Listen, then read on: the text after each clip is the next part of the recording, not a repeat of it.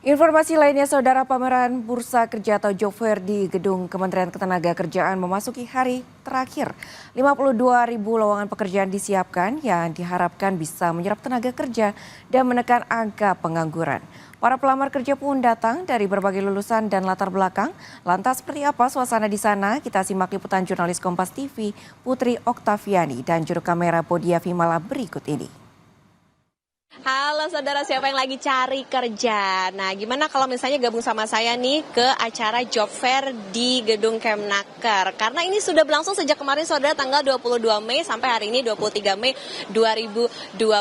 Ramai sekali suasana di sini, bahkan kalau kami pantau sejak pagi hari saudara, ini sudah ramai dengan para pencari kerja. Harapannya adalah karena diklaim ada 52.000 lowongan pekerjaan, maka bisa menyerap tenaga kerja lebih banyak, terutama mereka yang hadir di acara Job Fair ini. Nah, kalau tadi kami lihat memang banyak perusahaan-perusahaan yang mencari dengan berbagai posisi yang bisa diisi oleh para pencari kerja. Tidak hanya itu, yang datang juga variatif nih.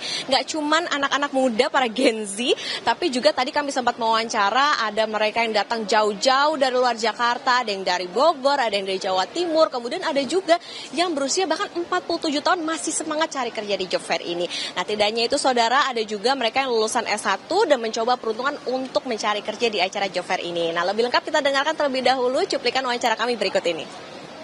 Saya kan dari Jawa Timur, baru datang seminggu paling lah ke Jakarta ya. Nah, sebelumnya bekerja atau gimana? Sebelumnya belum kalau di kampung saya belum kerja, makanya saya niat mencari di sini di Job Fair Jakarta ini niat cari kerja gitu.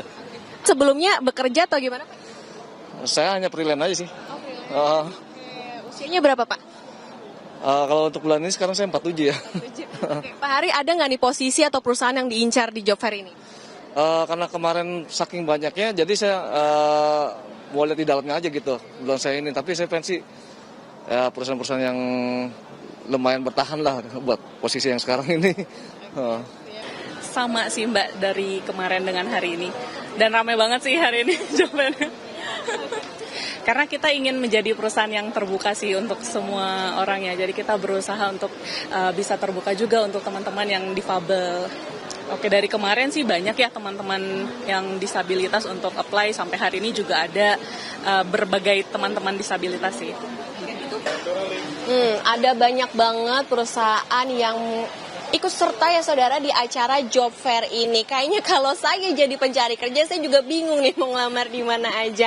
Nah itu ya saudara, jadi selain banyak perusahaan, relatif banyak perusahaan yang ikut di acara Job Fair ini yang buka lapangan pekerjaan, juga ini dibuka untuk mereka yang merupakan disabilitas. Tentu harapannya dengan adanya bursa kerja atau Job Fair seperti ini bisa menyerap lebih banyak tenaga kerja, tidak hanya untuk mereka yang fresh graduate, tapi juga terbuka untuk mereka yang mungkin baru saja di PHK ataupun dalam kondisi lainnya. Tentu acara-acara seperti ini diharapkan juga bisa menekan angka pengangguran. Putri Oktaviani, Bodia Vimala, Kompas TV, Jakarta. Menteri Pendayagunaan Aparatur Negara dan Reformasi Birokrasi menyebut pendaftaran calon aparatur sipil negara 2025 tidak dibuka. Menteri Pendayagunaan Aparatur Negara dan Reformasi Birokrasi menjelaskan hal ini dilakukan karena pihaknya masih fokus melakukan seleksi ASN 2024. Pengangkatan calon ASN 2024 bulan Juni, sementara P3K menyusul pada bulan Oktober. Sehingga Kementerian Pendayagunaan Aparatur Negara dan Reformasi Birokrasi perlu waktu untuk melakukan penataan. Saya dan tentunya dengan BKN masih menyelesaikan seleksi CASN yang tahun 2024 kemarin.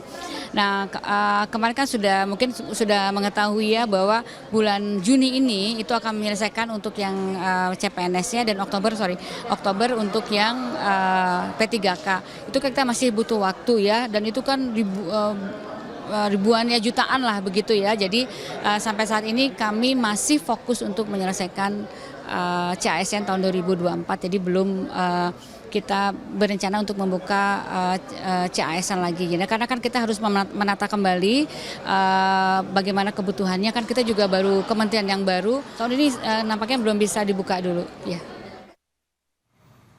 Informasi usai jeda, saudara, pedagang hewan kurban di Kota Bogor, Jawa Barat mengeluhkan menurunnya jumlah pembelian hewan kurban.